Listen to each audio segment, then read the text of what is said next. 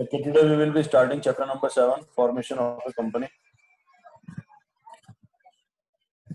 How to form a company, what is the process of forming a company. See, before that, if I will discuss how to form an individual proprietorship, sole proprietorship. So there is no that much legality or technicality in formation of a sole proprietorship. Whenever you desire, you can start a business. Simple GST registration is required, and you should have a PAN number, so that you should be able to open a current account for yourself or your business, and you will be able to file your income tax return. So that a common person already have a PAN number and GST registration, easily you can get that. So then you can start your business. Now coming to the partnership. So partnership is again simple. You should have a PAN number. You can apply easily with the help of some lawyer, and you can get easily your business registered in GST also. So that much legality and technicality is there regarding formation of a sole proprietorship and partnership. That's why you can ask that why it is not there. So that's why it is not there. How to form a proprietorship or partnership? Because partnership depends upon the agreement between the partners. So that's why that is not there. But if you want to form a company,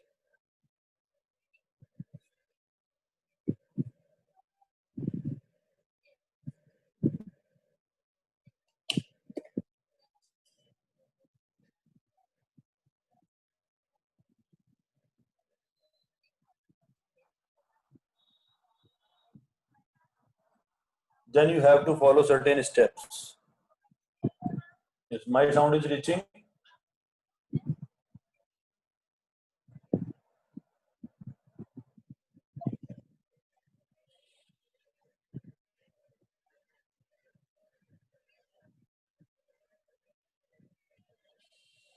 Okay. So there are 4 steps in the formation of a company. One is promotion, second is incorporation, then third is capital subscription,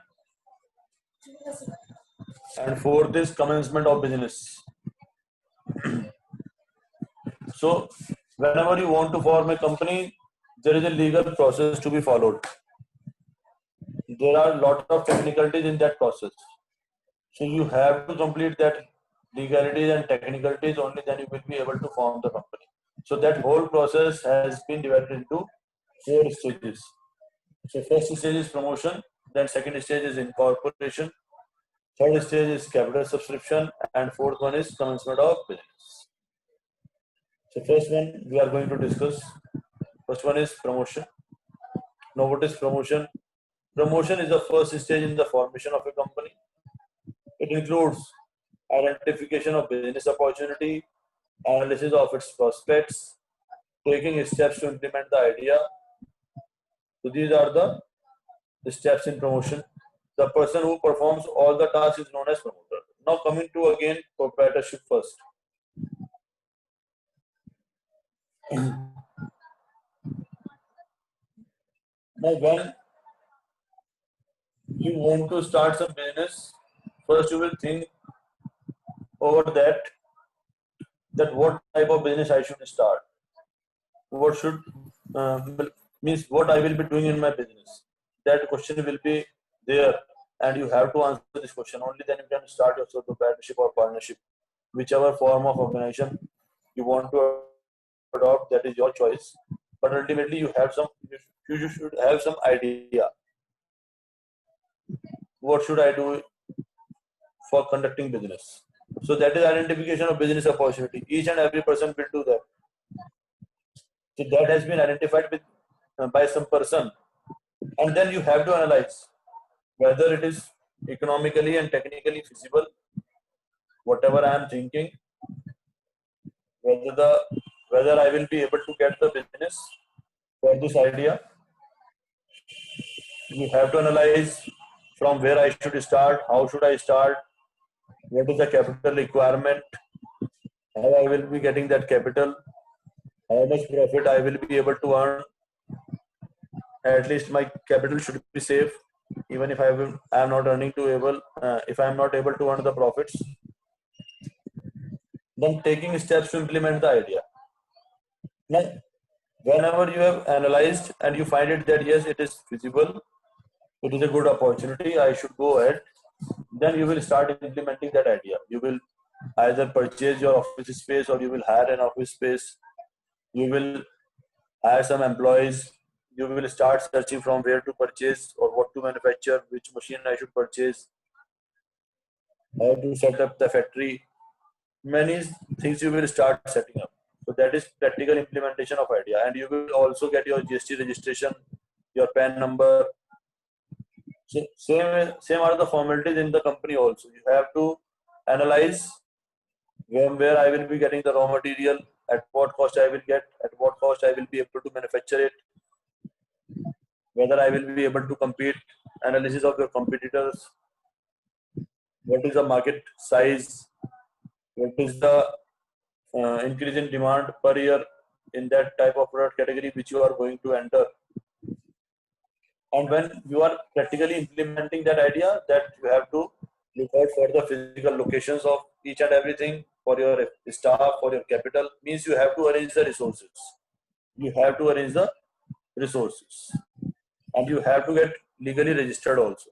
So in proprietorship partnership, there is no such legal requirement or compulsion, at least, that you have to get yourself registered. In partnership, there is some sort of compulsion, but it is also in the choice of the partners that whether we want to get our partnership from registered or not. But in company, the agreement is not the base. The base is the law. The company gets birth by law. So you have to get yourself registered in companies act also. So for that you have to prepare certain documents. So that is all taking steps to implement the idea. These all will be coming in detail further. The promoter can be a person or a group of persons or a company. So promoter can be a person. Yes, companies at 2013 it is fine. So promoter is a person, means any individual can be also a promoter, or any 4, 5, 6, 7 persons. I have given you example earlier also. Like Infosys has been started by 7 friends. Mr. Narayan Murthy was a promoter, but along with him, his 5, 6 friends were also there. Like Ratan Tata, he is not the promoter of the Tata Group, but his ancestors were promoter of the Tata Group. Then Mukesh Ambani, his father Dhirubhai Ambani was a promoter of Reliance Industries Limited. So that way promoter is there. According to section 2, subsection 69 of Companies Act, a person who has been named as such in the prospectus. Prospectus is a document in which company gives information about itself, about its profitability, about its directors, about its objectives, whatever has to be achieved and whatever it has been achieved in the past years. So many informations will be given there. So if any person has been named as such promoter of the company, because the promoter has a large goodwill in the market, like Tata's, Birla's, Ambani's, and many are there. So they have a good name in the market. They have goodwill in the market. So if suppose you find that Dhirubhai Ambani is the promoter of some company, obviously, and his previous companies are doing good projects, good profits they are earning. So obviously we have a trust on Mr. Dhirubhai Ambani, and we will try to be owner of, be participant in that company. We can trust that way, because nobody knows what is going on in the company, what is the processing done by that company, what type of products it will be manufacturing, what type of use it will be doing for my whatever money I am handing over them. So a lot of questions are in mind there. But if the picture is there, like Narendra Modi is there, so people trust him. So because people trust him, that's why countries are entering into contracts with our governments. That yes, this person will be implementing whatever he is promising, and he will always fulfill his promises. So that type of goodwill is there. That's why people enter into contracts with you. People trust you. So you have named any person in the prospectus as a promoter. So that person will be treated as promoter.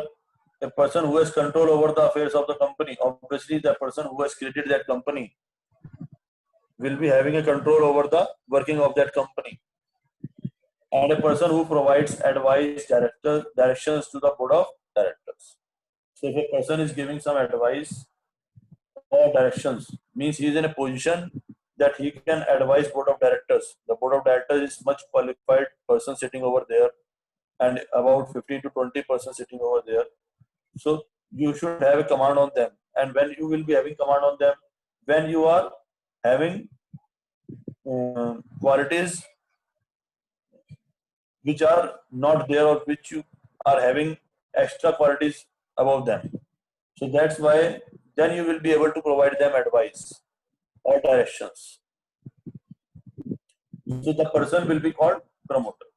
So technical and legal definition of promoter is given in the Companies Act that I have discussed right now. And I hope meaning of promoter is clear. Who is a promoter? Promoter is, in simple terms, promoter is a person who creates the company and who has an opportunity in his mind, who has identified some business opportunity, and who has technically and legally proceeded to implement that idea. Now, in technical and legal terms, promoter is a person who has been named as such in the prospectus, or who control the affairs of the company, or who is in a position to advise directors of the company. Functions of promoter. What promoter does? So he has to develop an idea of a business. First, he will get an idea and he will develop that idea into a business. Then examine the feasibility of idea. You have to check it whether whatever idea is coming into my mind, whether it will be feasible in the market or not, whether people will like that idea, people will demand that product or service or not, how much the demand will be there, and how much the price will be there. If some competitors are already existing, what type of services they are giving. Like I give an example of Reliance Jio. Now Reliance Jio has done what? Before Reliance Jio, if you remember, 4 or 5 years back, you were getting a data pack of 1 GB simply in the market for about 250 to 300 rupees. And today, in 300, 400, 500 rupees, you are getting 1 GB data per day, or 1.5 GB data per day. So the moment Jio enters to the market, they have changed the whole scenario. So first, it is quite practical that the Reliance has checked its feasibility, whether this idea is feasible that we should give to our customers 1.5 GB per day or not, whether the public will be demanding this much data consumption per day or not, whether they are ready to pay this much amount for that or not. They have identified the business opportunity, that yes, there is a business opportunity. Then you have to assemble various resources. Now they are giving you the services of internet. So they have to assemble various resources for that. Some human employees are also required, some machines are also required, some material is also required, lot of things are also required. You have to arrange capital also, you have to arrange funds also. Prepare necessary documents. Now when you will be implementing your idea, you have to form your company. And you will be forming your company, you are required to prepare certain documents. You will be required to prepare certain documents for the formation of company. That documents will be coming in future. We will discuss over there. Perform other activities needed to commence the business. And if any other activity is required, he will perform all those activities to commence the business. So these are the functions of promoter. He will develop the idea. He will check the feasibility of that idea. He has to arrange the resources, financial, physical, and human resources. Then he has to prepare certain documents, and he has to take other activities also which are required to form the company. Now the legal position of the promoter. What is the entitlement of the promoter? So promoter is not an agent of the company. If I am saying promoter is not an agent of the company, means he is not representing the company. If you remember the features of the company, company is a separate legal entity from its directors, shareholders, and even the promoters. Obviously, company is known in the market due to the image of the promoter, and vice versa. Promoter is also known in the market with the help of company. So promoter is not an agent of the company. Whatever promoter is promising, it is not binding on the company. It is not binding on the company. Company may adopt his advice and company may reject his advice also. Promoter is not a trustee of the company. Trustee is a type of ownership of anything. Means caretaker, you can say. So he is not in the relationship of the trustee with the company. Promoter is not legally entitled for the expenses incurred by him. Now, promoter has developed an idea. Promoter has checked its feasibility. In checking feasibility, there will be a lot of expense. It is not that much easy task as it sounds. When you want to check its economic feasibility, if a company, now a question is there, if a company has to merge another company, on what basis the company will be together? Yes. See, if a company wants to get merged with another company, or two companies want to get merged into one company, there should be a legal agreement between the two. Only then they can be merged. And the merger will be on the basis of agreement. The agreement will be on the basis of their choices. On what basis? Like suppose Idea and Vodafone has merged themselves. The practical example I am giving you, that Idea and Vodafone has merged themselves. Why they have merged themselves? Because in some area Vodafone is giving strong services, and in some areas Idea is giving strong services. So when they get merged into one company, their strength become more. Because earlier the drawback was with Vodafone was that they were not able to provide services in some areas. Yes. They will see their present status as well as they will see the benefit of the merger. Whether they will be getting some new market, some new advantage. Like you can take the merger of two political parties also for the purpose of elections. So that way they see each other's benefit. If they are getting benefit, they will get merged. If they are not getting benefit, they will not get merged. Okay. Now, it is the question out of the topic, but I have answered it. Now, coming to the third point. So promoter is not legally entitled for the expenses. So promoter has incurred a lot of expenses. He will be paying fees to the experts, chartered accountants, lawyers, and many other experts in that area for getting consultancy whether I should go with that project or not. What are the precautions which I should take? He has to approach a lot of people for advices, for their researches, for taking out the data, so that he will be able to decide, yes, whether I am thinking in the right direction or not. So a lot of expenditure will be there. He has to travel a lot, maybe in some foreign countries also, to see the project, to get an idea. The company may remunerate the promoters. So company, if so wish, that promoter has taken so much pain for developing this business opportunity, so he should be remunerated properly. He should be compensated properly for his efforts, for the expenses which he has made. Company may allot shares or debentures to the promoters. Company may also promote shares or debentures to the promoters. If the company wish, either it can pay the amount, but generally promoters do not accept cash because they have created that business for some profit purpose, to generate some profit. So that's why they always accept the shares and debentures of that company. So this is the legal position of the promoter. Now coming to the steps of promotion.